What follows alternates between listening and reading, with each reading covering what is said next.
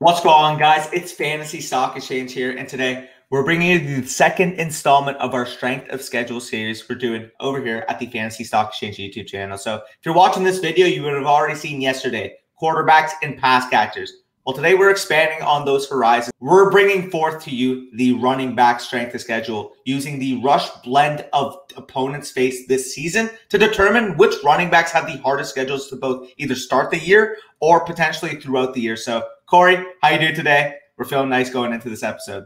Yeah, so yesterday we used Sharp Football Stats. It's a great resource, totally free to use if you guys want to go check it out yourself. But basically, what we're doing is they have the strength of schedules ranked based on who has the easiest and who has the most difficult. But we are favoring the early season schedule because that's what we care about in drafts. So we're going to be going over that in depth. And then, of course, we're going to give some credence to midseason and late season schedule as well. But for the most part, we're focused on the early season schedule. So I'm doing good. If you guys enjoy this video at any point, like, comment, subscribe to the channel. If you are new, we're still hoping to get to that 5,000 subscriber mark at whatever point we get to it. Obviously, it's not going to be by August 1st because that is in 2 days from now. So hit that subscribe button if you haven't already done so. And, you know, as always, stick around for some great content. We're going to be kicking it really into high gear with August kicking off 2 days from now. It's almost here. NFL training camps are in full force. Zach Wilson's throwing bombs to Elijah Moore. I'm gassed up. Let's fucking do this shit. Hit that intro.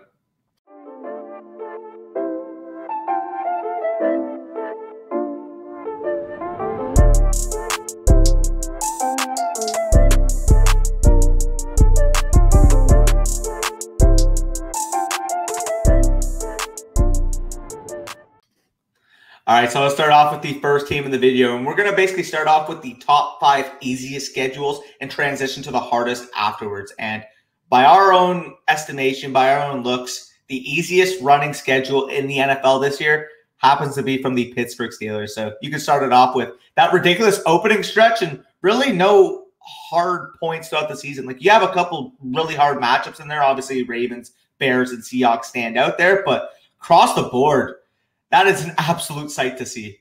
Yeah, and especially for the Steelers, right? Because we all know what the narrative is around the Steelers, that their offensive line is terrible, right?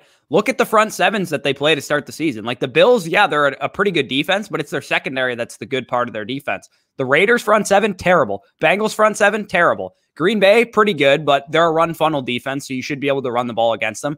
And the Broncos, Seahawks, Bears, like those defenses are good, but again, they're probably better equipped to stop the pass than they are the run. And this also takes into account that running backs who catch the ball. And we all know that Najee Harris is equipped in the passing game and should be involved pretty heavily as a receiver. So the fact that not only does he have an easy running back matchup from the ground perspective, but he should also face some pretty easy linebacker cores that aren't going to stop him in the passing game. Yeah, Najee Harris has been a guy that I've been rising on recently, and it's really not going to slow down anytime soon because the more and more I think about it, yeah, the volume has always been the biggest argument for him, but I seriously think he has a chance to be a lot more efficient than I thought earlier in the offseason. Yeah, absolutely. Like when you're looking at it, okay, this situation you mentioned with the offensive line, they don't have a optimal offensive line. This is probably going to be one of the worst units in the league.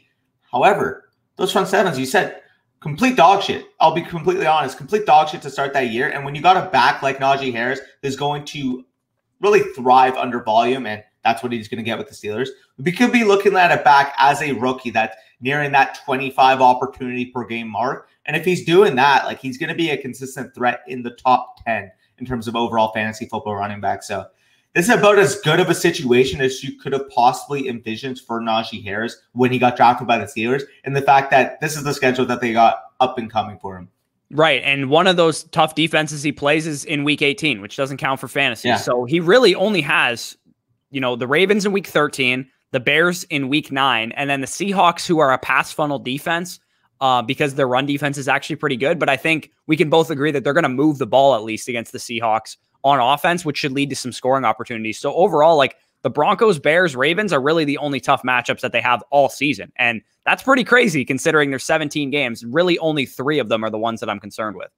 Yep, absolutely. So if you guys have drafted Najee Harris in your dynasty drafts, or you already have early redrafts or best balls, it's a good situation for him to really be able to thrive as a rookie. So anyways, we can move on to the next team, and that's going to be the Baltimore Ravens. And let's be honest, if you guys play DFS, this is going to be a smash spot those first few weeks. Holy cow. When we opened up this schedule and we saw Raiders, Chiefs, and Lions first 3 weeks of the season, like Lamar Jackson might have like 400 rushing yards by the time week 4 hits. Yeah, exactly. And I think we talked about this yesterday because obviously these defenses are bad against both the run and pass. But with these guys, they're probably going to get out to a really hot start. That means J.K. Dobbins. That means Lamar Jackson. That means, Mark Andrews and Rashad Bateman. So like I said yesterday, if you don't believe in the Ravens long-term, this will present a very, a good sell high window because we could see a situation where J.K. Dobbins is a top 5 running back after these first 3 weeks. We could see a situation where Lamar Jackson's the QB1 and Mark Andrews a top 2 tight end or something like that.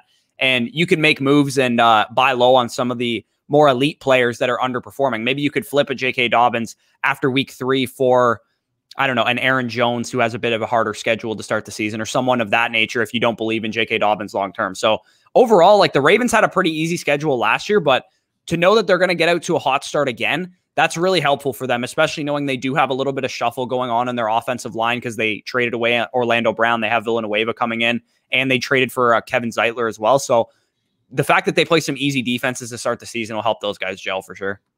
Absolutely. And when you're looking at that, man, it's going to be fun. It's going to be fun. And in general, like we all know the Ravens stack. We all know the exposure that myself and you have already had in terms of best ball. I can't wait because this is what you look for. You look for that season schedule to start the year. Like obviously in redraft perspective, like if they get off to a super hot start, that's just going to linger in people's heads for the most part, regardless. But if you're in best ball and you got that season closing schedule, like, yes, we don't like to project ahead, but I think it's pretty easy at this point to say that the Browns, Packers, and Bengals, for the most part, may not be the greatest teams at stopping the run. So if that's the case, and you have those exposure to those Ravens stacks, by all means, it's going to be a fun ride throughout the year.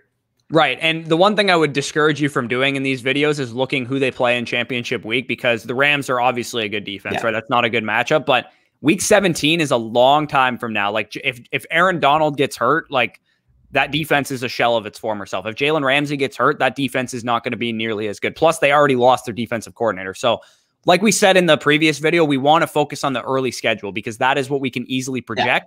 Yeah. And when we're drafting, we care about early schedule because perception is going to change very quickly, right? As soon as the NFL season actually starts, ADP doesn't matter. What we thought all offseason doesn't matter. What matters is what we see on the field. And if we see J.K. Dobbins getting a 65% snap share, running for 115 yards a game against these easy matchups, you're going to have a very, very valuable redraft, dynasty, whatever asset in J.K. Dobbins if he gets out to a very good start, which I think he's going to based on the rush defenses that he plays to start the year. Yeah, no, I absolutely agree. So anything else you want to add on the Ravens, or should we move on to the next team? No, we can move on to the Broncos. And the Broncos are kind of an interesting case because early in the season, it's a little bit up and down, but I would say that some of these defenses are not like overly scary from a total defense perspective. So like I said, with Najee Harris, some of these defense, like the Jets are good against the run, but they're going to be an easy defense regardless, and it's going to present a lot of scoring opportunities. And same goes for the Cowboys and for the Eagles. Yeah, they're pass funnel defenses, but they'll present themselves with a lot of scoring opportunities. So you can see that the Broncos, yeah, you might not want to draft Javonte Williams. I think this is the biggest takeaway. You might not want to draft Javonte Williams because we have the stigma that he's going to be behind Melvin Gordon early in the season. He's a rookie running back. He's going to have to earn his stripes or whatever. But I think you and me both agree that Javonte Williams will be the starting running back of this team at some point or another. And once we get to that, week 8 game against the Washington football team, if you wanted to go out and trade for Javonte Williams, or hell, he might even be on the waiver wire if he's not getting enough work in the rushing game, this could be a guy that is a borderline league winner for the rest of the season because Chargers, Chiefs, Lions, Bengals, Raiders, Chargers to close out the season. If this guy's the starting running back of the team, maybe Melvin Gordon got hurt, maybe he got cut, whatever the case is, he's going to be phenomenal in the back half of the season. Absolutely. And the main stigmas around David Montgomery and Jonathan Taylor this year were, did you see how soft run defenses that they played down the stretch?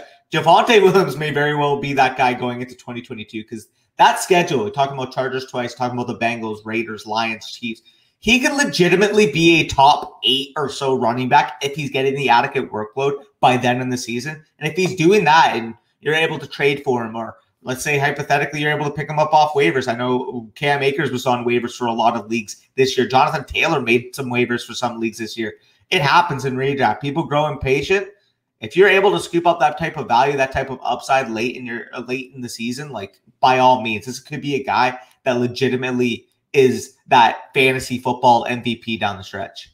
Right. And when you look at the schedule in totality, there's 3 defenses that scare you: the Ravens, the Steelers, and the Washington football team. Because, like I said, Jets, Cowboys, Eagles, better against the run than they are against the pass, but they don't scare you in general. So in totality, you got 16 fantasy relevant games.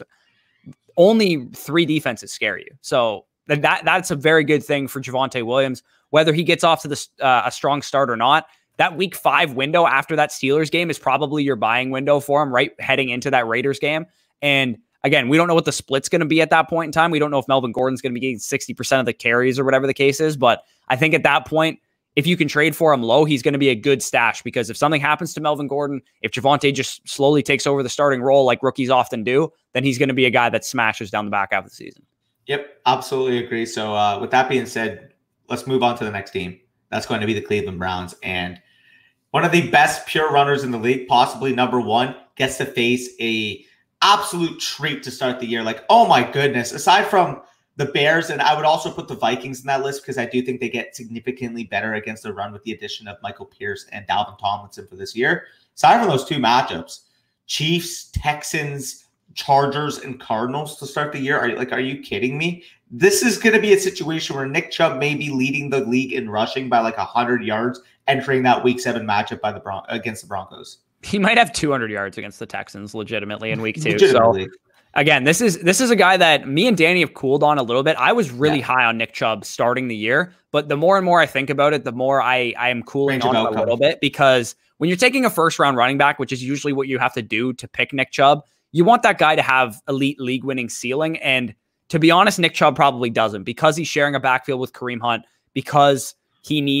doesn't really get any pass catching work. He's going to probably be among the league leaders in rushing, but his ceiling is probably RB5 or something like that in fantasy, unless something were to happen to Kareem Hunt in the backfield and he got a full-time Nick Chubb. So it's a bit of a sketchy situation for Nick Chubb, but overall, knowing that he's going to be the same guy he's always been, he's going to have an easy schedule to boot. That's definitely gives you confidence if this guy is your 2nd round pick, which in the 2nd round, I'm absolutely okay with drafting him. It's just in the 1st round, I want to get a little bit more of a ceiling out of my 1st round running back. Yep, I absolutely agree. Again, Nick Chubb is the main piece, but we could also talk about the fact that Kareem Hunt in this stretch should be a very usable asset as well. Again, we all know at this point when Nick Chubb's on the field, you could probably expect Kareem Hunt to produce high-end RB3 numbers, with obviously the main caveat of drafting a Kareem Hunt is if Nick Chubb were to miss time, as we saw last year, he could legitimately be a top 10 running back. So if you're looking at that from a Kareem Hunt standpoint, I mean, we're still facing teams like the Chiefs, for example, is a prime example. Kareem Hunt could very well be getting 7-8 targets in that game, and a game that the Browns are going to have to compete, going to have to put up a lot of points in. We could see Kareem Hunt get on the field a significant amount of snaps in that game. Right. And Kareem Hunt's a guy that I don't find myself drafting very often, just because he is more so a handcuff than he is, a he has standalone value, of course, but I do think he's going to be relatively inconsistent if Nick Chubb is on the field, because I mean, we saw even last year at the beginning of the season, he was on fire, right? Like both of those guys were phenomenal, but those guys needed to rush for 250 yards a game combined for them to put up those kind of numbers. And yeah, they could do that against the Texans and the Chiefs, but in more difficult matchups, it'll probably be harder for them to both be that efficient. Yeah, no, I definitely agree. Again, we were seeing a guy that at one point last year, you probably could have flipped for top 7 running back value when Nick Chubb was down. And then all of a sudden, everything just kind of went bleak on him. So that's going to be happening, obviously, in a situation where you don't necessarily know what's going to happen from a volume standpoint behind Nick Chubb. But overall, my takeaway is I do think both these guys could be very usable. Obviously, Nick Chubb more so down that first initial part of the stretch. And maybe this is a sell high candidate week 6 on, because the schedule tightens up a little bit from that point. You got the Steelers, the Ravens twice, and the Steelers again in championship week from then on. But this is still a team that if you want to draft them and potentially sell high, by all means. Yeah, totally makes sense to me. So let's move on to the Chicago Bears. And you mentioned the easy back half of the schedule that David Montgomery had last year.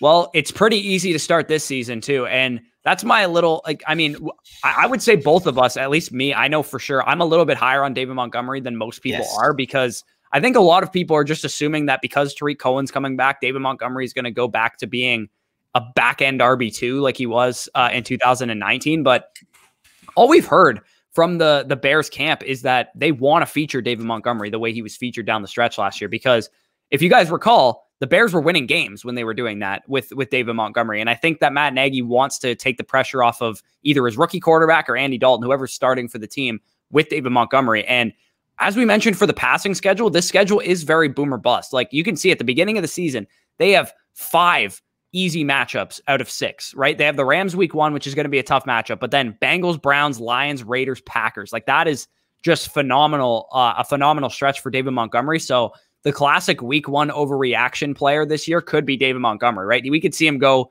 13 carries for 21 yards and no touchdowns, 1 target for 5 yards in week 1. And then you trade for him low and he could be in a phenomenal position for the next 5 weeks. Well, absolutely. And you mentioned, people are scared about Tarico and yada, yada, yada. Like Matt Nagy himself has basically said, this is the bell cow of this team. This is a guy that we want to get 20 plus carries a game, 25 opportunities a game. And in general, for all of you Tarico and truthers, well, it just so happens that he actually started the offseason, the training camp on the PUP list, which is only a bad sign considering the fact that this guy didn't play at all last year. He's an older running back. He's a scat back, and he's already injured going into training camp. So if you have David Montgomery, do not be scared of these ancillary pieces in this offense. Like you're going to have 0 RB truthers somehow hyping up Damian Williams and still Tariq Cohen. Don't buy that hype. David Montgomery is one of the best bargain RB2 safe floor type of running backs because you're currently getting him in like the 4th round. And realistically here, like it's wild to think about because last year we went from taking guys like Gordon, Gurley, David Johnson in like the 3rd round to this year you're getting a solid RB2 and David Montgomery in the 4th round.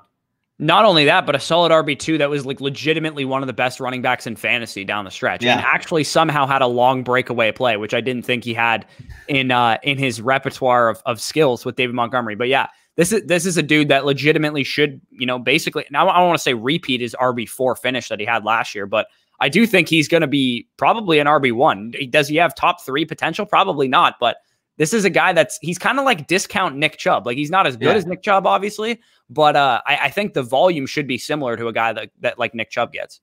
Yeah, absolutely. And another guy that you might want to mention is this could be a worse offense version of what Joe Mixon kind of represents. You're getting Mixon around that mid to late 2 area. I think David Montgomery is a similar player in terms of the volume, the opportunity. The only difference, obviously, is the potential of the offense, because I do think if the Bengals are at full stride, we could be looking at a top 5 offense. If the Bears are at full stride, they're probably more so in the top 8 to 12 range. So overall, in terms of value, like you could start wide receiver, and end up with say you're at the 112, you end up with Diggs and Adams, then go back on that 3-4 turn and get Swift and Montgomery. Like you're chilling.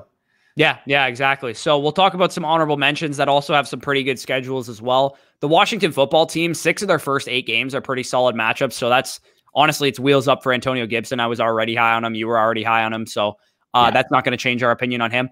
Like this one's a little bit weird because we don't really know who the starter is. I think we know who the starter is. I think it's David Johnson, but the Texans actually have a very easy start to the season. They have the Jags, Browns, Panthers, and Bills, all run funnel defenses, all defenses that were really bad against the run last year. And it wouldn't shock me at all if David Johnson's like a top 15 running back the first 4 games of the season. And he's a guy that I find myself drafting. I didn't want any part of David Johnson last year, right? He was like a 3rd, 4th round pick. Me and Danny were like, stay the hell away from David Johnson. It's such a wasted pick. He's an old running back, but this was a guy that was good in the receiving game last year, like was legitimately the number 1 running back in yards per route run last year. He had some moments as a runner and should be the lead running back for this team. Yeah, it's a bad offense. And it's not going to produce a lot of scoring opportunities, but if he's getting volume, you're going to be able to sell your league mates on that fact. If you pick this guy in the 10th, 11th round, and he's a top 15 running back to start the season, again, you could sell him you could flip Javonte Williams, or you could flip David Johnson for Javonte Williams in week 4. I legitimately think you might be able to do that if David Johnson is getting that kind of volume early on in the season and Javonte Williams is relegated to the bench by Melvin Gordon.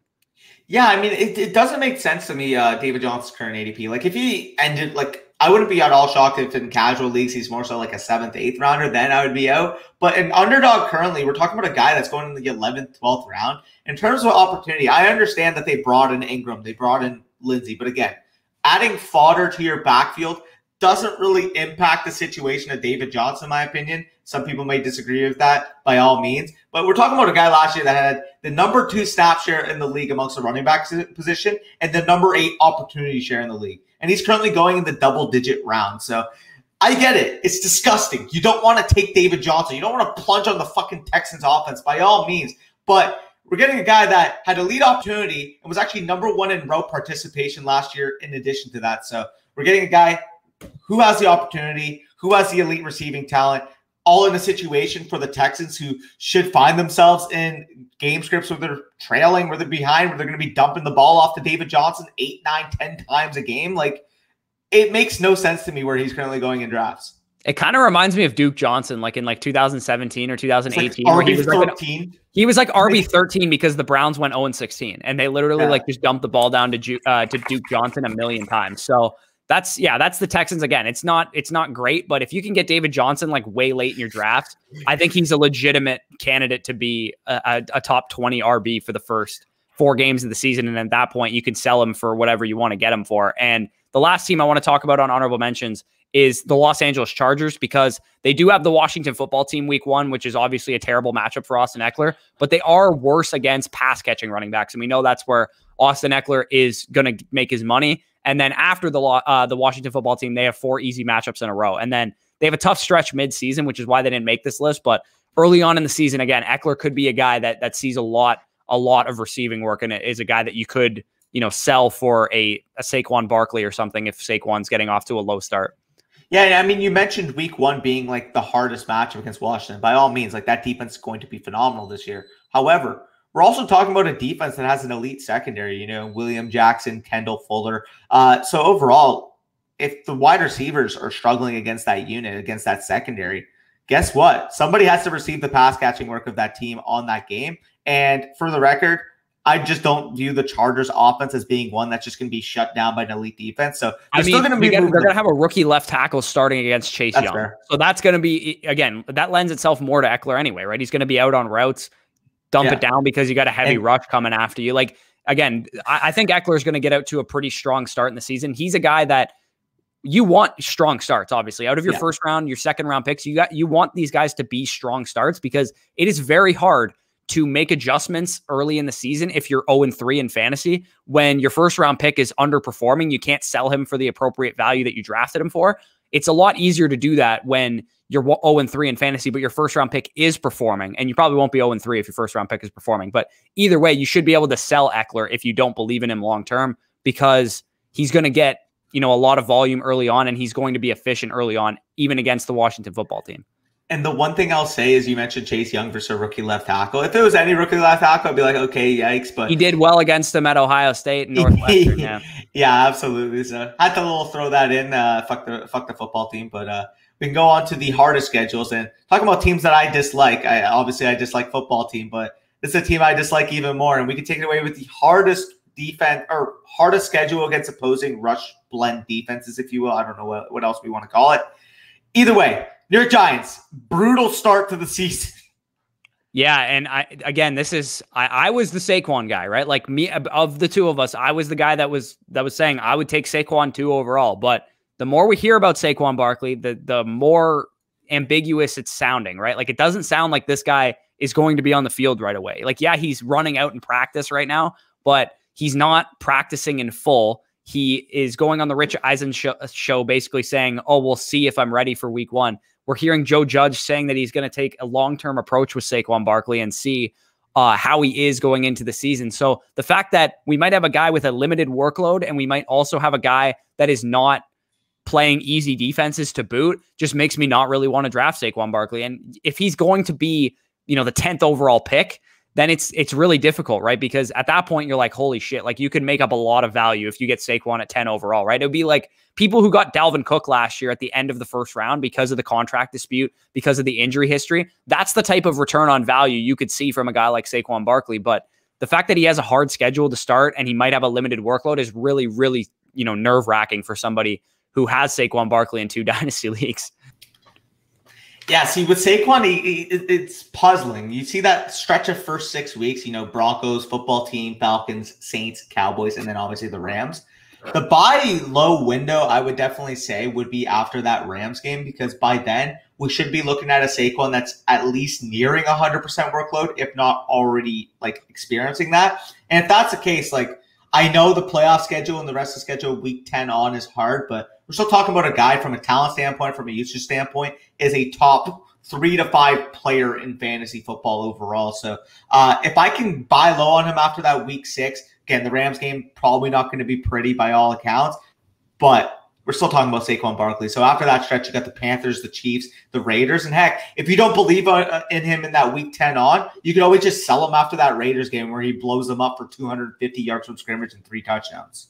Right. And let me raise a hypothetical question, because I'm sure people probably are wondering this. So as people probably know, I have the 9th pick in my home league. Is it possible I get Saquon Barkley at 9? In casual leagues, it's probably still going to be tough because of the name value. But heck, if they're scared, if they're nervous, reading reports, seeing Dalvin Cook went at 10 in my league last year. That's why I'm saying it. So could be. Could I get Saquon? Let me just paint a picture of the whole scenario. This is how the offseason plays out. Just say hypothetically. Saquon Barkley doesn't play a snap in the preseason. He doesn't play at all, right? We go into the season, we're hearing his workload's going to be limited. His workload's going to be limited. Where does he go in fantasy drafts? Probably back in first round. That's actually true. So you think you're probably getting him 9, 10, 11, 12. That's probably what I'm thinking too. He's already going 9th, 10th overall in best ball and Underdog. Exactly. But like my thinking is that it'll either correct itself and we'll see him on the field in preseason games and then he'll go back to being like a top 5 pick, or he's not on the field in preseason games. And we could be talking about a guy that slides almost to the 2nd round. Yeah, that definitely could be the case. But regardless, even if he does slide, like, are you still taking him, or are you going to trade for him? I mean, this is a situation that's most fascinating to me in all of like fantasy right now. It's like, because this is like we saw with Dalvin Cook last year, like people probably won championships because they got a discount on Dalvin Cook. That's definitely fair. And Saquon Barkley, in terms of a player, in terms of the opportunity, has all the opportunity to end up having a Dalvin Cook-like season, which basically what Dalvin Cook was last year, talking about 26, 27 opportunities per game, elite on the ground, adding touchdowns to the repertoire, 50, 60 targets. I think Saquon Barkley smashes that number. I think we're talking about a guy that, if Saquon Barkley's 100%, we could be looking at a 110, 120 target type of back. So at that point, it's full risk versus reward. But as we've advocated for on the channel, you shoot for ceiling with your top picks. If Saquon Barkley is falling to you at the end of the first round, early second round, let's say hypothetically it gets to the point where this guy is a fringe second round pick, you want to shoot for ceiling. And so what? If Saquon Barkley isn't himself and you have a bad year, whatever. I would rather go down falling trying to get that first place in my league. And if Saquon Barkley is healthy, if Saquon Barkley ends up turning to even remotely 85-90% of himself, that ADP of the late first, early second round is an absolute steal.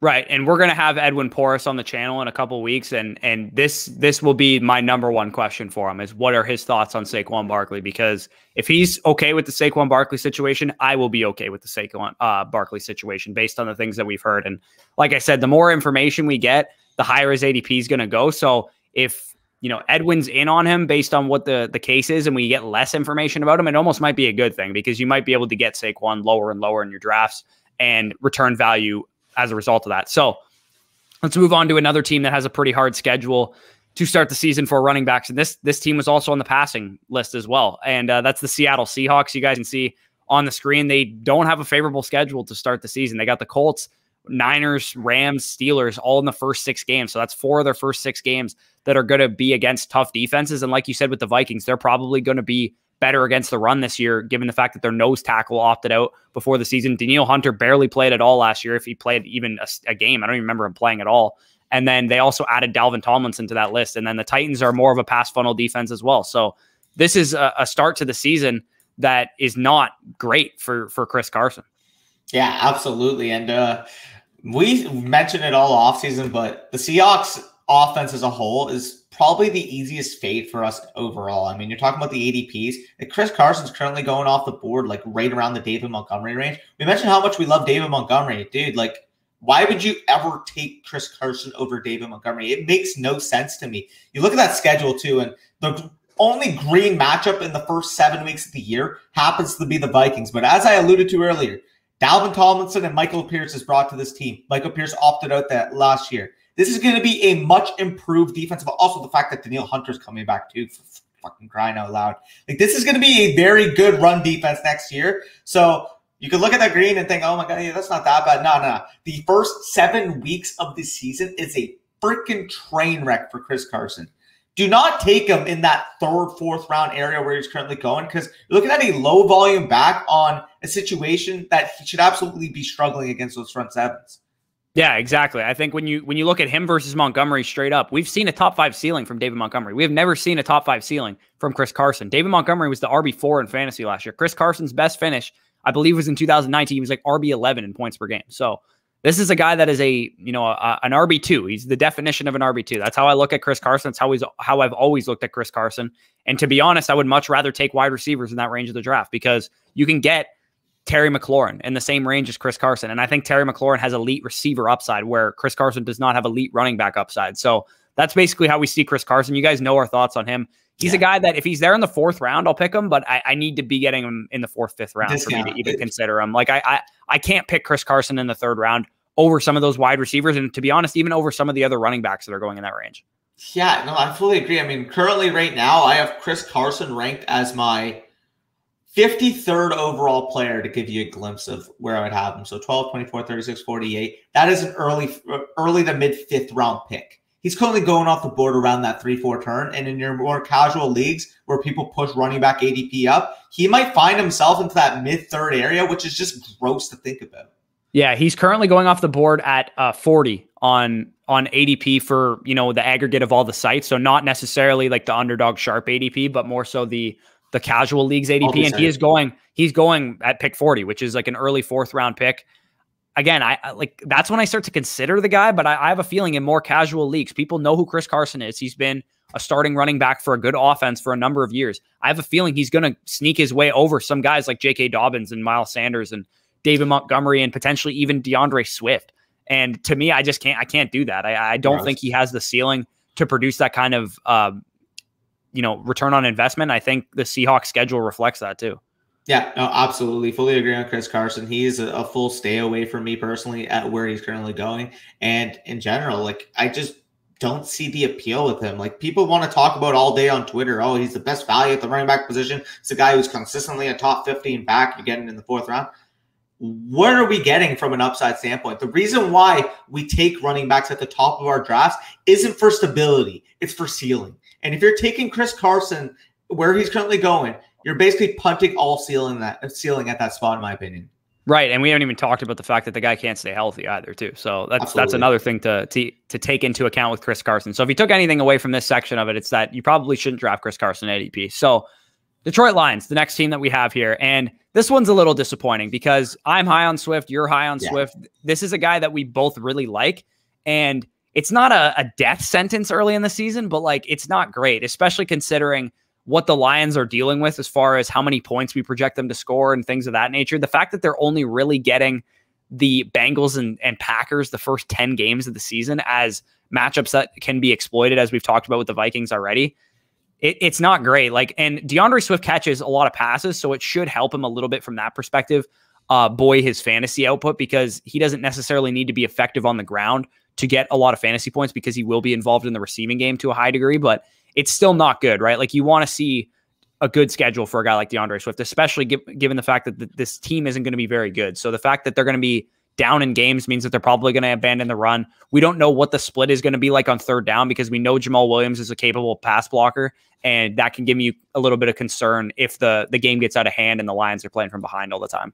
Yeah, absolutely. The one thing I will say here, though, is in those games that we're looking at with the tough schedules, obviously the 49ers, the Ravens, the Bears, the Rams, and the Eagles in particular, 4 out of those 5 games in that stretch are going to be games that the Lions should be comfortably behind in. And if that's the case, and you're looking at a team that has an ambiguous wide receiver core and really only DeAndre Swift and TJ Hawkinson to throw the ball to, we could be talking about a heavy target output scenario where DeAndre Swift is the Lions are behind 25 points to the freaking 49ers. DeAndre Swift is getting 8 to 10 targets. We could see that type of scenario, which basically we've been accustomed to seeing in Carolina for the last few years.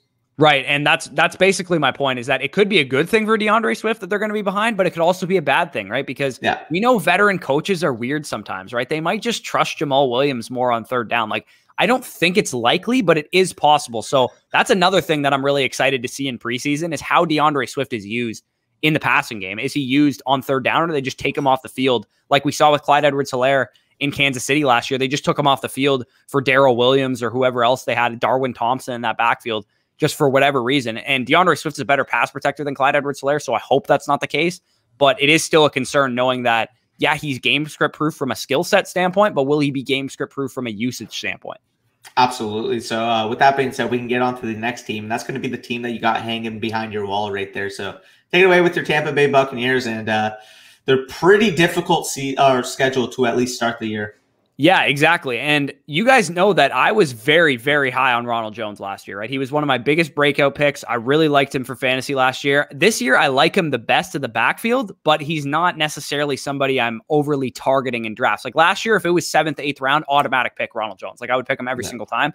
This year, 7th, 8th round, I'm like, oh, let's see what receivers are on the board. Let's see what other positions are on the board. He's not necessarily somebody I'm overly high on. And same goes for Leonard Fournette. Leonard Fournette was good in the playoffs, but let's not forget the fact that the only reason Leonard Fournette was thrust into the starting role is because Ronald Jones got COVID at the end of the season.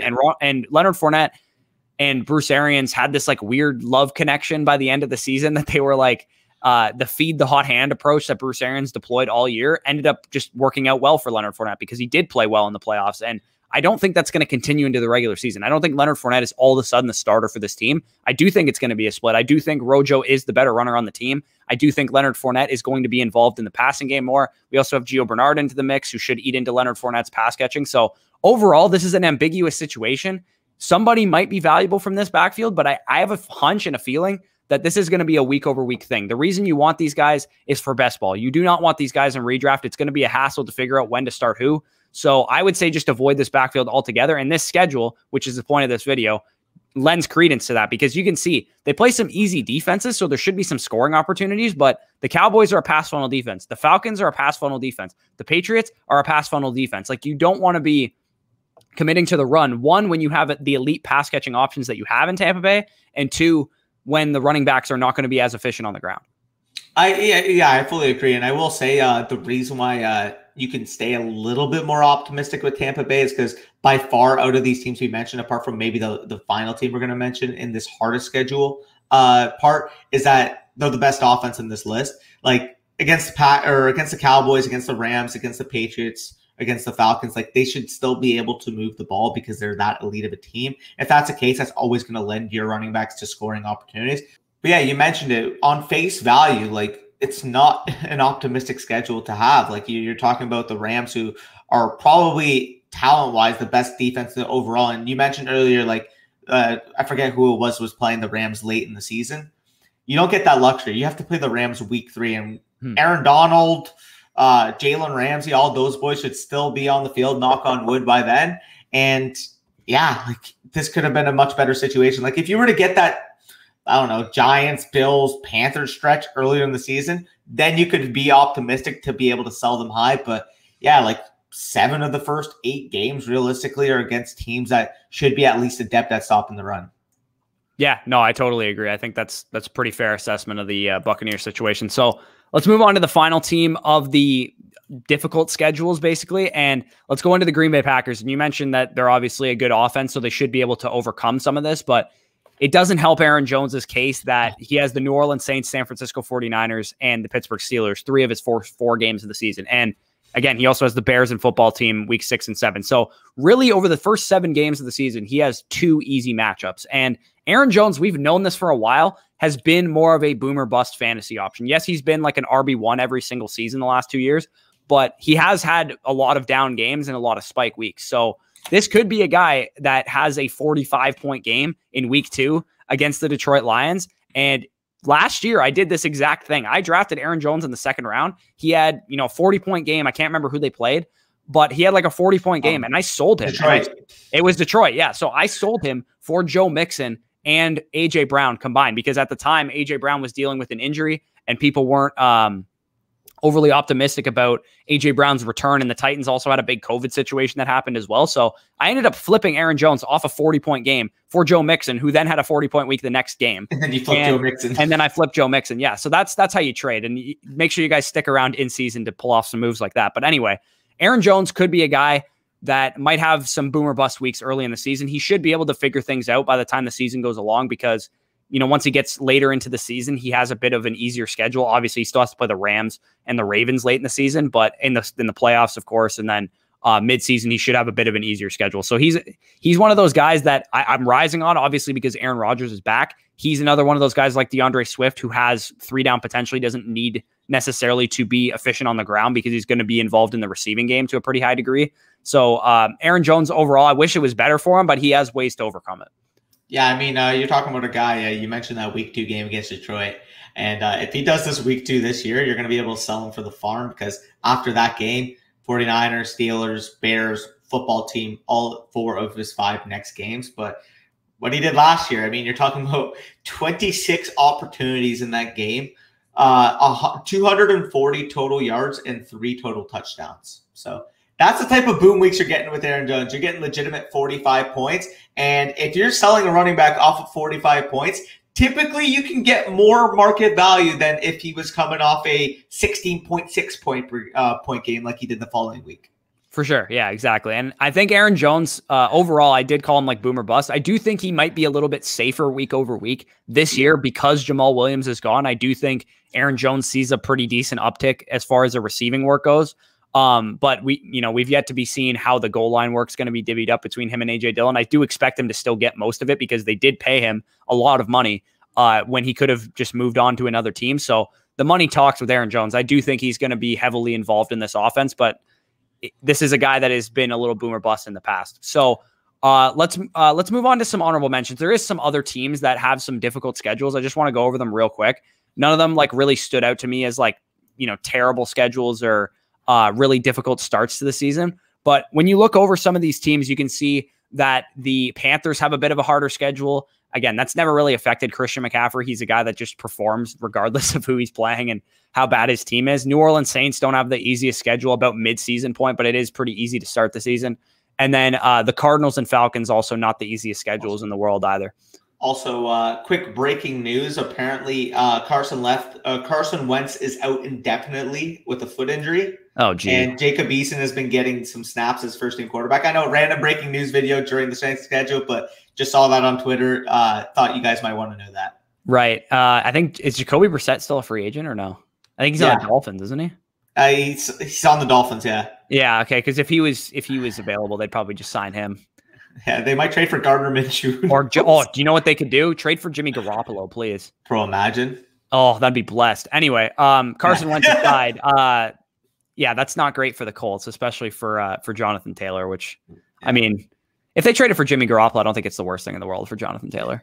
100%. We've seen him support some strong run games in the past as a game manager. All right. So if you guys did enjoy that video, as always, like, comment, subscribe to the channel if you are new. If you want to support us in any way, if you got some value from this video, go ahead, head on over to underdogfantasy.com using promo code FSC at sign up and first deposit. You can get a $25 bonus on top of a minimum $10 deposit. And you will also get, as a thank you for using our code, both of our draft guides for free, which are both live right now. You can get access to our rankings, our busts, our sleepers, databases of NFL players that you can use to do your own research, a full strategy article that our good friend Mikey wrote, an article talking about how to do your own research written by yours truly, and tons of other features in there. Of course, you'll get our dynasty rankings and all dynasty related stuff as well. So make sure you guys go check that out. Peace out and enjoy Friday.